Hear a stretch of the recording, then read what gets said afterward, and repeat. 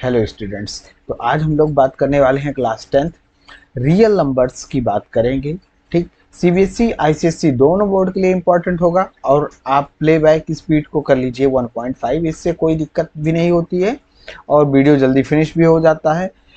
तो हम लोग चलिए शुरू करते हैं। तो रियल नंबर्स जानने से पहले आपको जो बेसिक नॉलेज है, जैसे कि नेचुरल नंबर्स, होल नंबर्स, इन सब का बहुत बार बता चुके हैं, तो अब की बार ये वाला हम लोग डिस्कस नहीं करने वाले हैं। आइए डायरेक्ट हम लोग डिस्कस करते हैं रियल नंबर्स। तो रियल नंबर्स क्या है? देखिए, नंबर लाइन है ये, और इस नंबर लाइन पर जितने भी नंबर्स प्लॉट किए जा सकते हैं उसे हम रियल नंबर्स कहते हैं। जैसे जीरो को हम इस लाइन पे प्लॉट कर पाएंगे, हाँ। 1.2 को प्लॉट कर पाएंगे, हाँ कर पाएंगे। √2 को भी कर पाएंगे, ठीक। ये भले ही रैशनल नंबर है, ये रैशनल नंबर है, ठीक है ना, लेकिन इसे हम इस पर प्लॉट कर पाएंगे इस नंबर लाइन पर, इसलिए ये भी हमारा रियल नंबर है, ठीक है ना। तो इमेजिनरी नंबर्स होते हैं, रियल के बाद में हमारे पास है इमेजिनरी नंबर्स, लेकिन अभी हम लोग उसकी बात नहीं करेंगे, क्योंकि देखिए ये है स्क्वायर रूट, ठीक है ना, ऑफ -1, और इसे आई से रिप्रेजेंट करते हैं, ठीक है ना। और इसे कहते हैं हम लोग इमेजिनरी नंबर्स, लेकिन ये हमारे सिलेबस में 10th में तो नहीं है, ठीक। 11th में है, तो वहीं पर इसको पढ़ना है, उससे पहले इसको पढ़ने की ज़रूरत नहीं है। बहुत से बच्चे हैं जो कि 10th तक ही मैथ्स कंटिन्यू करेंगे, उसके बाद मैथ्स कंटिन्यू नहीं करने वाले हैं, तो उनके लिए ज़रूरी नहीं है, ठीक है ना। तो हम लोग ये रियल नंबर्स भी पढ़ने वाले हैं। तो चलिए अब आगे हम लोग एक चीज़ और जान लेते हैं कि लेम्मा क्या है। तो लेम्मा कुछ नहीं है, ये प्रूवन स्टेटमेंट होता है, प्रूवन स्टेटमेंट, ठीक है ना।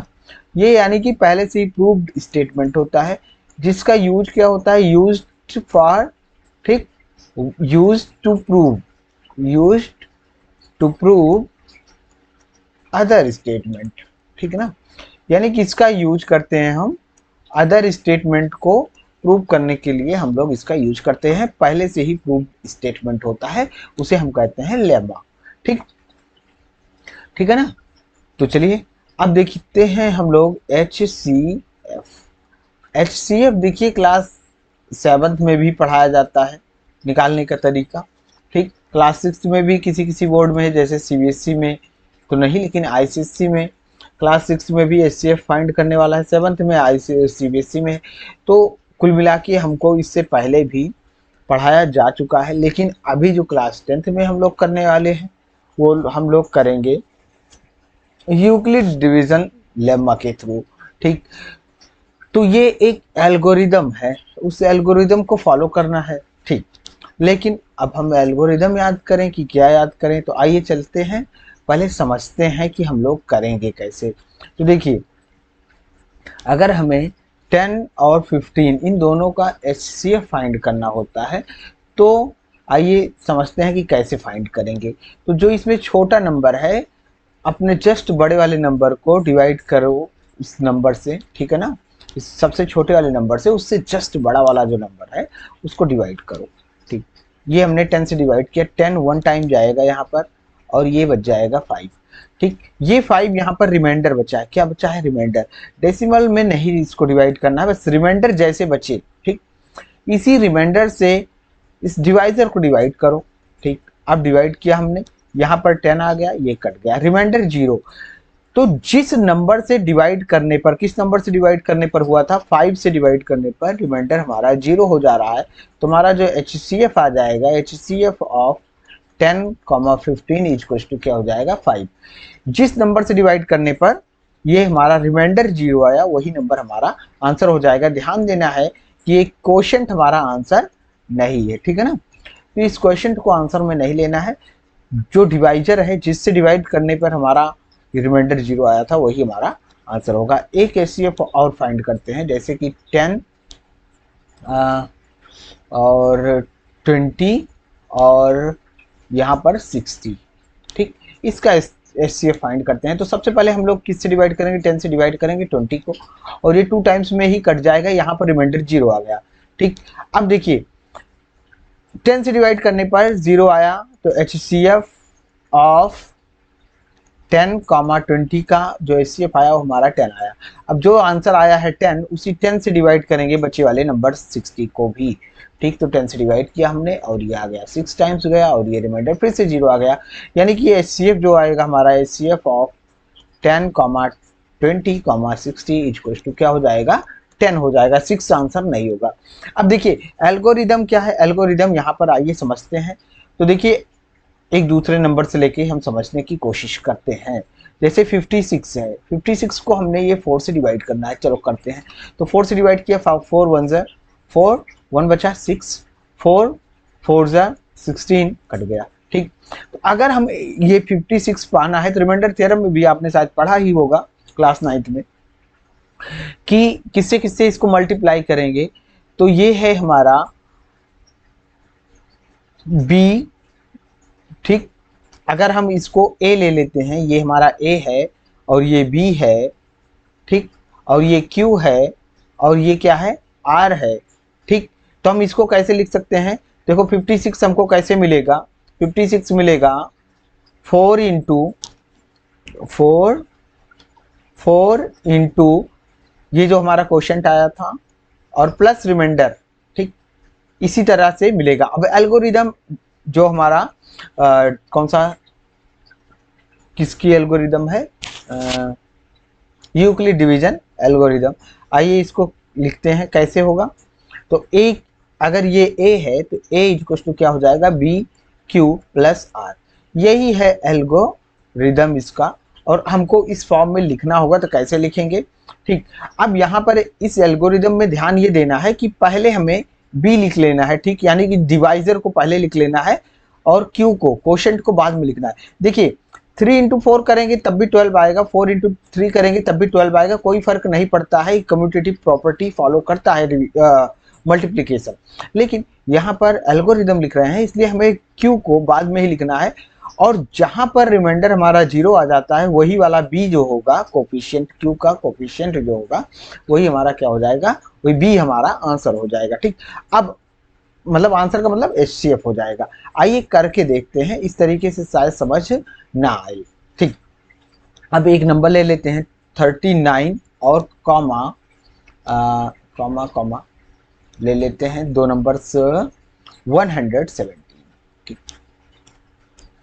तो चलिए डिवीजन एल्गोरिदम लिखेंगे कैसे। सबसे पहले ये आसान इजी मेथड यही रहेगा भैया, EASY इजी मेथड यही है कि छोटे वाले नंबर से इससे बड़े वाले नंबर को डिवाइड करो। डिवाइड किया हमने और ये देखिए ये कितनी बार में चला जाएगा, 3 टाइम्स में ये कट जाएगा।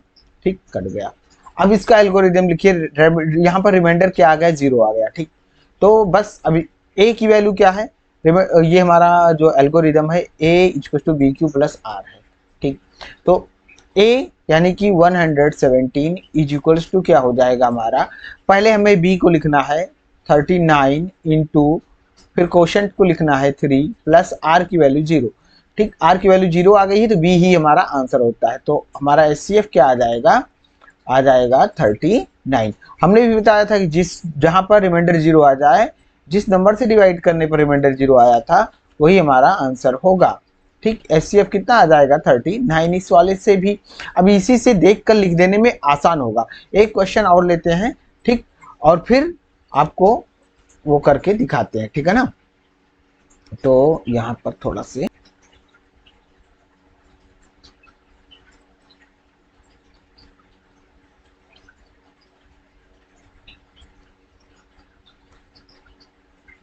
ठीक है, तो देखिए यहाँ पर ये थोड़ा सा डिले हो गया, सिस्टम हैंग हो गया था। तो चलिए देखते हैं। तो यहाँ पर HCF फाइंड करना है हमको इन दोनों नंबर्स का, और किसके थ्रू फाइंड करना है भाई, यूक्लिड डिवीजन लेमा। ठीक है ना, किसके थ्रू, यूक्लिड डिवीजन एल्गोरिदम को यूज करके। ठीक है ना, तो आइए देखते हैं इसको कैसे करेंगे। तो हमारे पास जो यूक्लिड डिवीजन लेमा है उसको बाद में लिखेंगे, सबसे पहले समझते हैं कि करेंगे कैसे। तो 135 से आप डिवाइड करिए 2 to 5 को, 1 टाइम जाएगा यहाँ पर और 135 यहाँ पर आ जाएगा। ठीक, तो इसको ऐसे लिखते चलेंगे 2 to 5। देखिए हमारा एल्गोरिदम क्या है, a equal to b q plus r. ठीक, ठीक है ना, तो इसको फाइंड करते हैं। तो ये कितना आ जाएगा हमारा, आ जाएगा 0, ये आ जाएगा 9। ठीक है ना, 90। तो 2 to 5 इज टू क्या हो जाएगा, सबसे पहले क्या लिखना है, बी। बी का मतलब क्या, 135 को लिखो, ठीक, इनटू क्वोशंट क्या आया था 1 और प्लस आर कितना बचा 90, ठीक। अब हम जो ये 90 आया है उस 90 से इसको डिवाइड करेंगे, ठीक है ना। तो ऐसे बस समझते रहिए, 90 से इसको डिवाइड करेंगे, ये रिमाइंडर बचा था, रिमाइंडर से तो 1 टाइम फिर से जाएगा, 90 आएगा, डिवाइड ये इसको माइनस करिए 5 और ये आ जाएगा 4, ठीक। ऐसे एल्गोरिदम लिख दीजिए।